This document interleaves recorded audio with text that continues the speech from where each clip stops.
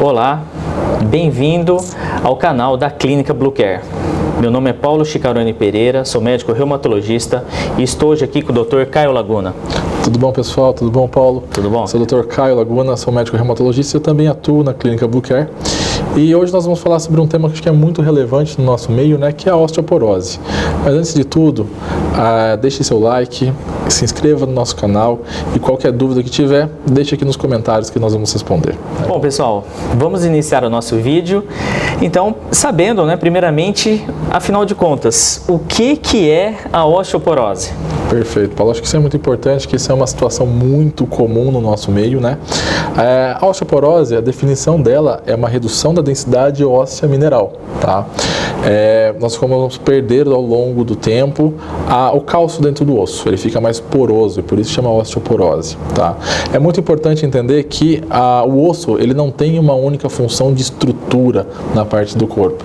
Ele é um depósito de cálcio, porque esse cálcio a gente utiliza ele em várias situações, em várias medidas no nosso organismo, né? Então, com o decorrer do tempo, nós acabamos perdendo um pouco dessa quantidade de cálcio, absorvemos uma quantidade menor e utiliza de forma maior, né, Paulo? Perfeito, Caio. Caio, e muitas pessoas ficam, né, se questionando como que eu faço para eu descobrir que eu tenho a osteoporose, né? Então, queria que você comentasse um pouquinho da importância do exame aí da radiografia, da densitometria, como que a gente faz o diagnóstico? Perfeito. É muito comum ver um paciente, estou com uma radiografia, eu tenho osteoporose. Não, a definição mesmo de osteoporose depende da densitometria. Nós vamos fazer uma avaliação comparando com um paciente com 20 anos de idade e de acordo com a qualidade, a quantidade de cálcio que nós temos ali, nós podemos definir se tem osteoporose, osteopenia ou se a massa é normal. No máximo, a radiografia pode nos fornecer uma rarefação óssea, pode sugerir um quadro desse.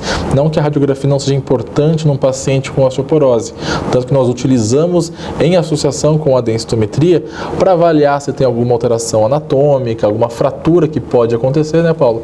Para nos ajudar na parte do tratamento.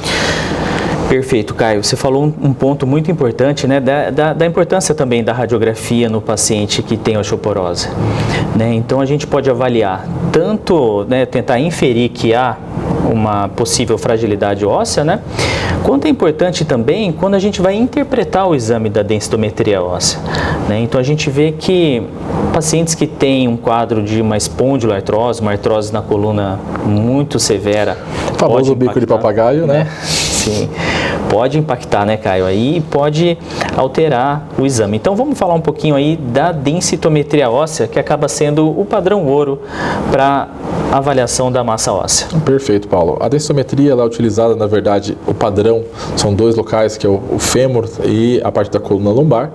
E, na verdade, a única função da densitometria é avaliar a quantidade de cálcio. Ele não vai saber se esse cálcio era para estar lá de uma forma normal ou tem uma alteração anatômica, como o bico de papagaio. Ele vai avaliar, é cálcio ou não é? Ponto. Então, a partir daí, a gente consegue avaliar a quantidade disso e comparar com uma pessoa jovem. Uma coisa que eu acho que é muito importante a gente falar, e até eu falo para os meus alunos, é o seguinte: o paciente com osteoporose, primeira coisa, ele não vai ter dor, né? Porque a osteoporose, a primeira coisa, ela não dói. Mas a dor dela vai acontecer exatamente por quê? Porque se tiver algum quadro de uma fratura. Fratura o osso, vai ter uma lesão no periósteo e isso causa dor. Então, na maioria dos casos, eu tenho uma dor, faz uma densitometria, está com osteoporose, é essa a causa? Não, nós temos que procurar outras causas, né, Paulo? Sim, Caio. Frequentemente, né, a gente vê os pacientes investigando até alguma possível dor, fazendo a densitometria, mas a gente vê que é importante fazer essa investigação a partir e pensar em outras causas. É possível que a pessoa tenha um quadro de osteoporose e tenha uma outra condição, como por exemplo, alguma compressão discal, alguma patologia da coluna, algum quadro de artrose. Então, é importante o diagnóstico diferencial para investigar a causa da dor. Ô Caio, e uma dúvida com relação se a pessoa tem alguma alteração importante na coluna ou se tem alguma fratura prévia, se tem alguma placa no fêmur, uma prótese, por exemplo. pode ser estudado algum outro sítio para pesquisa de osteoporose? Sim, sim. Não é somente, não só existe somente esses sítios para ser utilizado.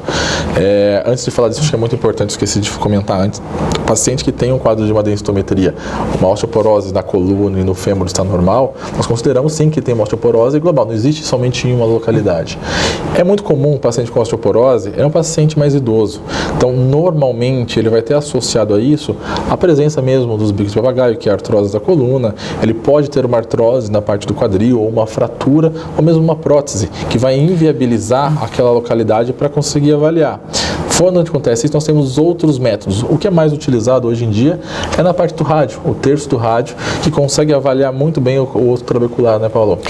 Perfeito, Caio. Então, né, resumindo, a gente vê que pode ser avaliado, né, o colo femoral, a coluna lombar e o terço distal do rádio, né? Então, acho que isso acaba nos trazendo bastante informação, né, Caio, para análise, né, e a gente programar uma patologia que pode trazer um impacto muito grande na qualidade, na expectativa de vida. Mas acho que isso acaba ficando um tema para o próximo vídeo, né? Exatamente. É isso aí, pessoal. Se vocês gostaram, por favor, novamente peço o like aqui, deixe os comentários, as suas dúvidas, que vamos tentar respondê-las nos próximos vídeos. Um abraço. Até a próxima.